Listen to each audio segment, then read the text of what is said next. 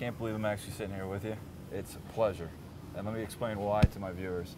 You guys have known me through my following of Tim Ferriss, and it just so happens that Tim would appreciate this. He says you're his mentor.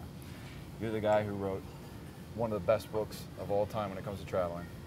Vagabonding is how I pronounce it, but other people say Vagabonding. Vagabonding. Yeah. What do I need to know, and what do my viewers need to know in terms of novice traveling?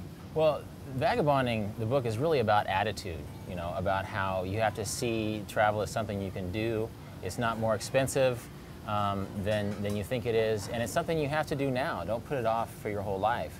And the core philosophy of Vagabonding is the idea that time is what you really own.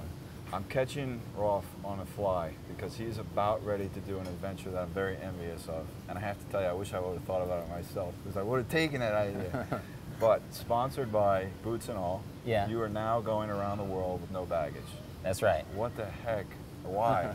I mean, it's something I've wanted to do since I was a little kid. You know, when I was dreaming about what travel would be like, I wasn't thinking about dragging a suitcase around. I was just thinking about seeing lions, you know, and hiking mountains. And over the years, I've always sort of secretly wanted to do it. And then my other sponsor is Scotty Vest, Idaho-based sportswear company that makes clothes with a lot of pockets.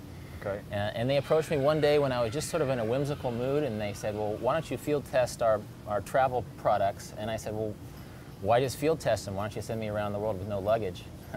And they said sure. And so we brought Boots and All in to cover a lot of the logistical stuff, the round the world ticket, and an idea was born. And I'm leaving tomorrow, and I'm really excited to see what happens when I'm just traveling with a few things stuffed in my pockets, not a fanny pack or a man purse. I'm going to a new location for the first time, and I don't really have an itinerary. Mm-hmm. You actually recommend it.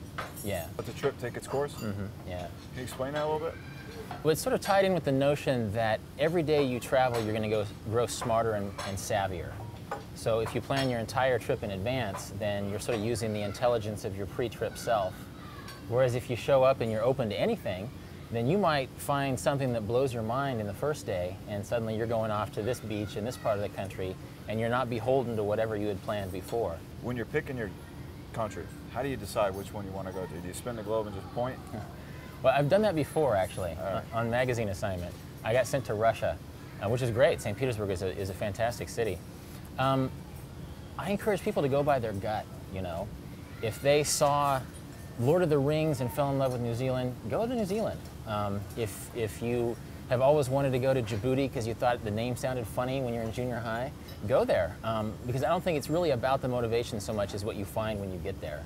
Incorporating the street smarts in travel. If you got one tip, I know you got a lot, if you got one, what can you tell us? Well, what popped in my head when you said that is the mom and pop economy, which is just locally owned guest houses, locally owned restaurants. It's easy to forget they're out there because they're not advertising on the Travel Channel. And so if you overplan in advance, you sort of get into this bubble of convenience that's much more expensive than if you just sort of show up. You're in India, you go to the guest house where the Indian people stay, and you're spending a fraction of the money that you would have spent if you planned that hotel stay in advance. You're going around for 6 weeks? 6 weeks, that's right, starting tomorrow. Maybe we'll catch you halfway through, if that's all right. Okay, you're welcome to. If we can find you. Right. I'm sure, I mean, we don't have a trail of clothes, but I do appreciate you sitting down with us. Yeah, it's good talking to you, Aaron. Thank you. That's Rolf.